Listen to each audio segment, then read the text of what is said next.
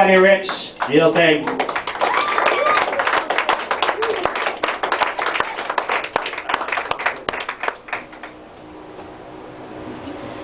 All right, here we are, Rax Jam Factory, Elm Street.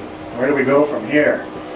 It's great to see everybody here tonight. Thanks for coming out and supporting us here in our venture into stand-up comedy, I guess, if you will. It's great to see friends and family supporting their loved ones doing that. I, on the other hand, don't have anybody here. That was by choice. In case it doesn't go too well, I don't want anybody to see me doing this.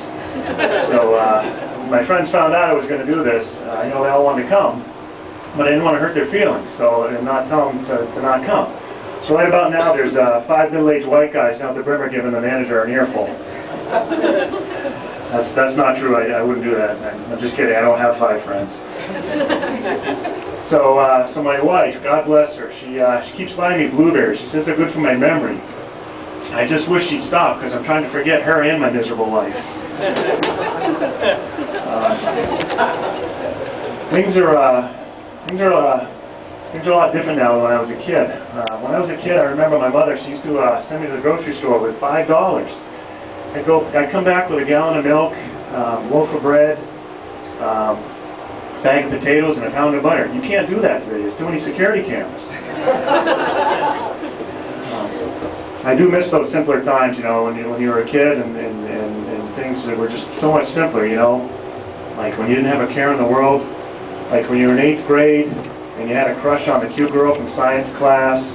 You'd go over to her house, you'd sneak into her room, you'd read her diary, you'd try on all her cute little outfits, untie her parents and leave, and nobody cared. Nobody cared. So I was watching the news the other day. This is true, by the way. I was watching the news, and scientists have discovered yet more negative side effects to excessive drinking. So be careful tonight. Excessive side effects to excessive drinking can cause puffiness around the eyes, psoriasis of the skin, and it can make ugly people appear really attractive.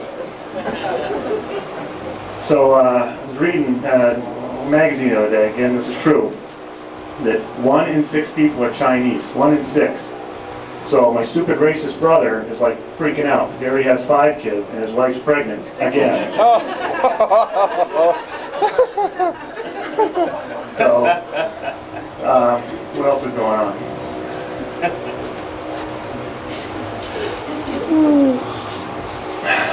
So, you have married men here tonight? And some advice for your married men. If your wife ever introduces you as her current husband, she's got big plans for you, and they're not good. You can see me after the show. I get the name of a good divorce attorney. I'll be in the back by myself, not signing autographs. So, I think it's important to note that men and women have 2 totally different views on sex, so we need to clear things up. I don't think women realize that for us men, sex is very stressful because we know that women are evaluating us. We know that you're evaluating us on stamina, size, of course, and pleasurability. We, on the other hand, we evaluate women if you show up. If you do, we're happy. If you take your clothes off, bonus points. And if we make it through the night and you don't call the police, that's a perfect night in our book. So, I don't know if you saw this on the news, one of the local TV stations, that this is true. Arlington, Massachusetts, I think it was, just banned, made leaf blowers illegal. They outlawed. That's what I'm looking for. $200 fine if you're caught using a leaf blower. So I guess like snow blowers and lawnmowers and chainsaws, they don't make enough noise. I just think that if you're going to outlaw something, it should be something that's like really worthwhile, something like everybody's on board with. I don't know, like out-of-control kids at restaurants maybe? That would be a good one. Or how about if you are breastfeeding your 5-year-old son on the cover of Time magazine? How about that? I think that would be a good one. I mean, I guess I just think if you're old enough to unscrew the top of a milk container, it's time to take them off the breast milk.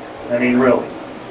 Wouldn't it be weird though, like if one day after school, little Johnny's got 5 or 6 of his kindergarten friends over, and they're hanging out drinking juice boxes, and he's still hanging off his mother's left breast like an orangutan? I mean, come on. So I was noticing that trailer parks, I think trailer parks have like the coolest names. They just have the greatest names in the world. And you almost want to live there for the name itself. It's like they're part of Buckingham Palace or something. Names like Dogwood Estates or Tanglewood Manor or something like that. They're so neat. But I'm just kind of a realist, and I think that they should be named a little more real, closer to what they really are. Something like Tornado Magnet Manor, or Insurance Fraud is only one Molotov cocktail away lane, or my favorite, let's see how many people we can cram in Double Wide Drive. Thanks a lot, folks. That's my time.